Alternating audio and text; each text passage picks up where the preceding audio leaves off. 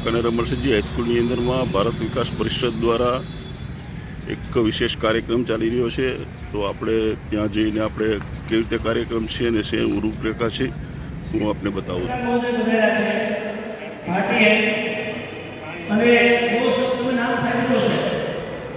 બરોબર, સરસ મજાના તસવીરકાર છે, સિંહને જીવંત કરી દે છે। ત્યાં સુધી મને ખબર છે ત્યાં સુધી એક સારા એવા ફોટોગ્રાફર છે। હવે આપણે આપણા કાર્યક્રમને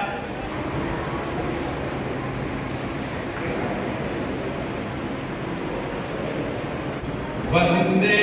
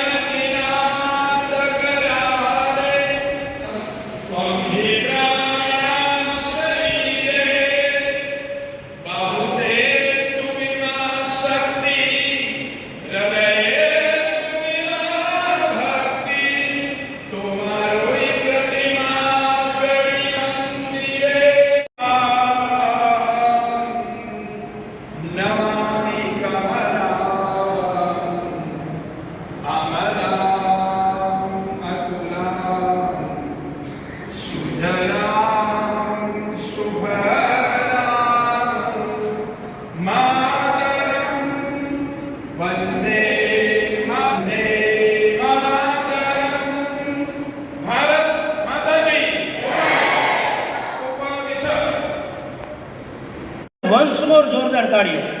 અને સંસ્કૃત ભાષાની અંદર એટલું સરસ મજાનું શુદ્ધ ઉચ્ચારણ, આપણું ગૌરવ છે સાહેબ। સંસ્કૃત છે એ આપણી પોતીકી ભાષા તેમજ અત્રે પધારેલા મહેમાનો, વિદ્યાર્થીઓ,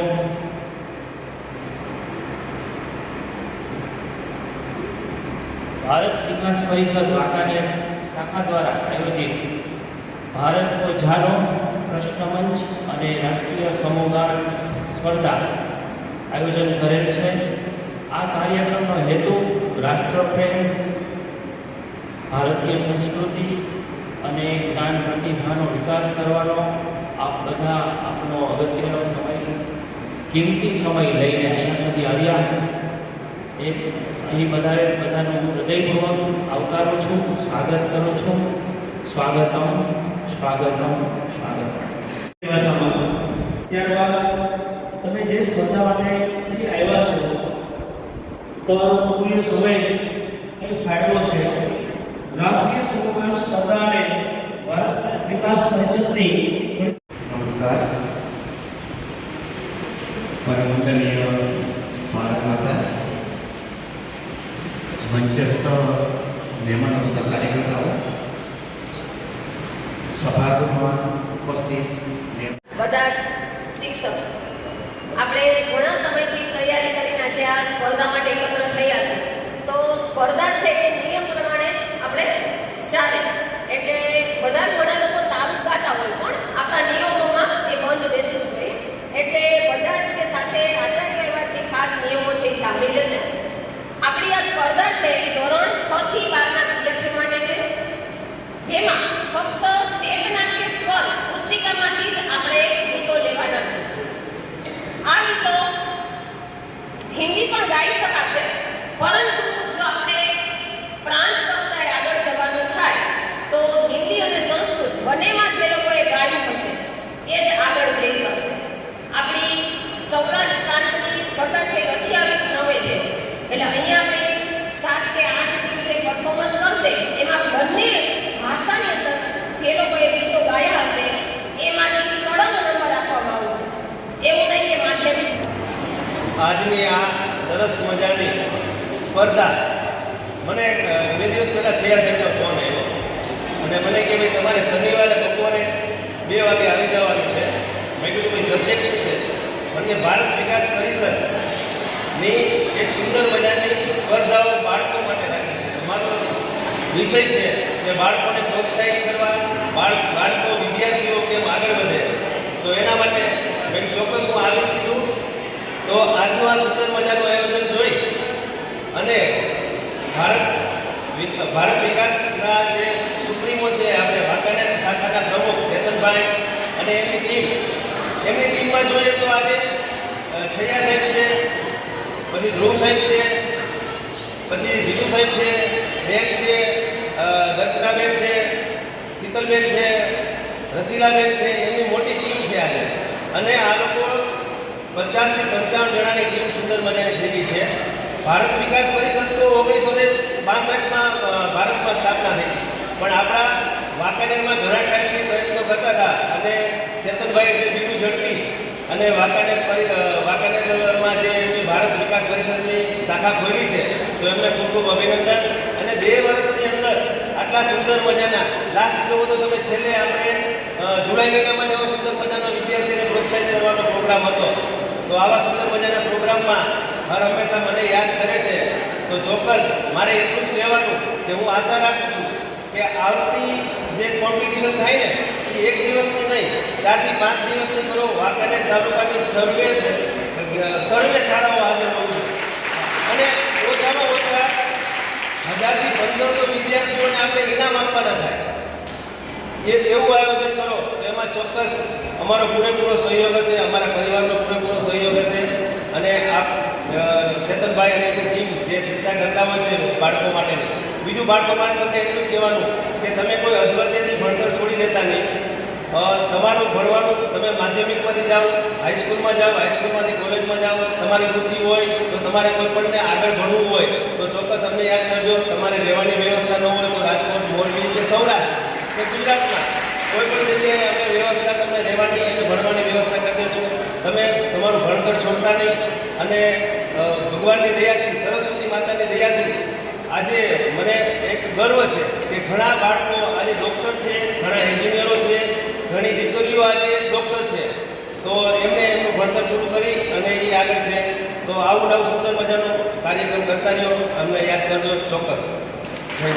ભારત વિકાસ પરિષદ દ્વારા આજના કાર્યક્રમમાં ઉપસ્થિત ભારત વિકાસ પરિષદ વાંકાનેર શાખાના પ્રમુખ ચેતનભાઈ ઢેલોરા, અન્ય હોદ્દેદારશ્રીઓ, ચેમ્બર ઓફ કોમર્સના પ્રમુખ પ્રજ્ઞેશભાઈ, વડીલો, ભાઈઓ, બહેનો, વિદ્યાર્થી મિત્રો, ભારત વિકાસ પરિષદ હર હંમેશ સેવાકીય, શૈક્ષણિક કે ધાર્મિક આયોજનો કરે છે.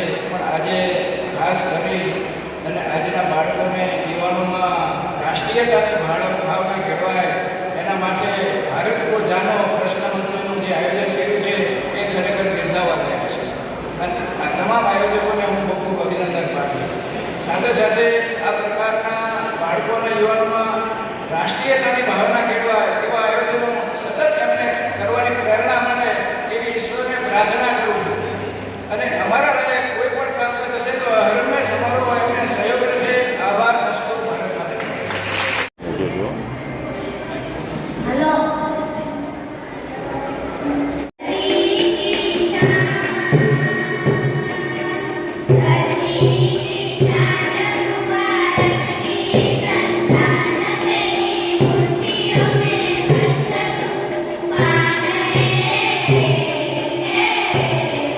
મનુષ્ય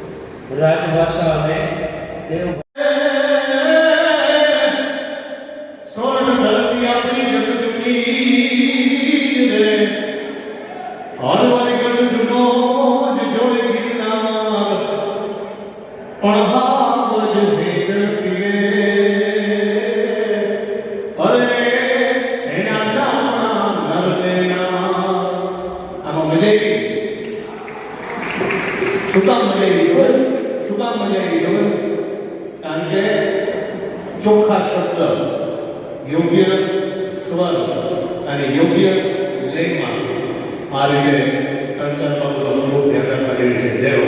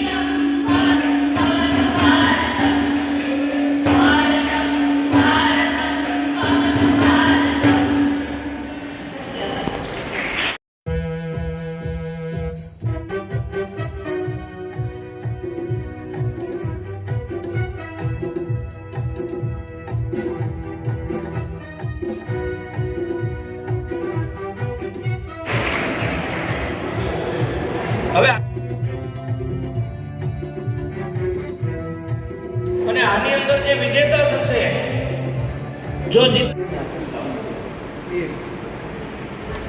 પૈકી કયો વિકલ્પ માનવ જીવનના 16 સંસ્કારમાંથી નથી? જાતકર્મ સંસ્કાર, નિષ્કર્મણ સંસ્કાર, સમાવર્તન સંસ્કાર કે પુત્ર પ્રાપ્તિ સંસ્કાર?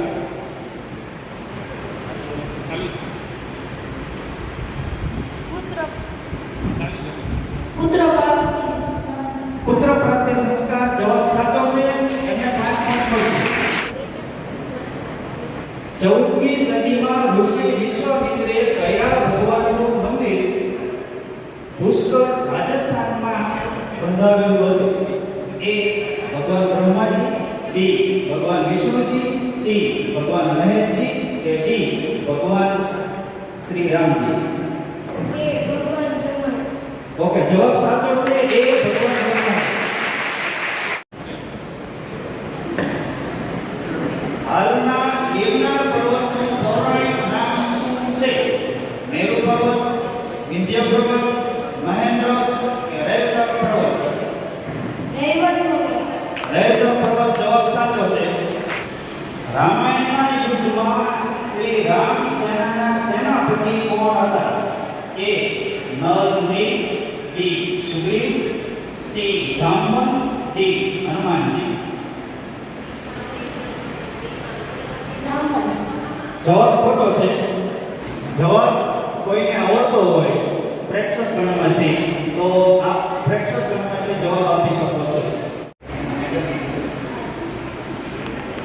માનસરોવર, હાટકેશ્વર સોમનાથ, અમરનાથ અરુણાચલ પ્રદેશ, એકલિંગજી રાજસ્થાન? નો જવાબ છે સાચો છે. ઋગ્વેદમાં સૂર્યની ઉપાસના દર્શાવતા ગાયત્રી મંત્રના રચયિતા કોણ હતા? મહર્ષિ વશિષ્ઠ, મહર્ષિ વિશ્વામિત્ર, મહર્ષિ વેદવ્યાસ, મહર્ષિ કશ્યપ? મહર્ષિ વિશ્વામિત્ર. મહર્ષિ વિશ્વામિત્ર જવાબ સાચો છે.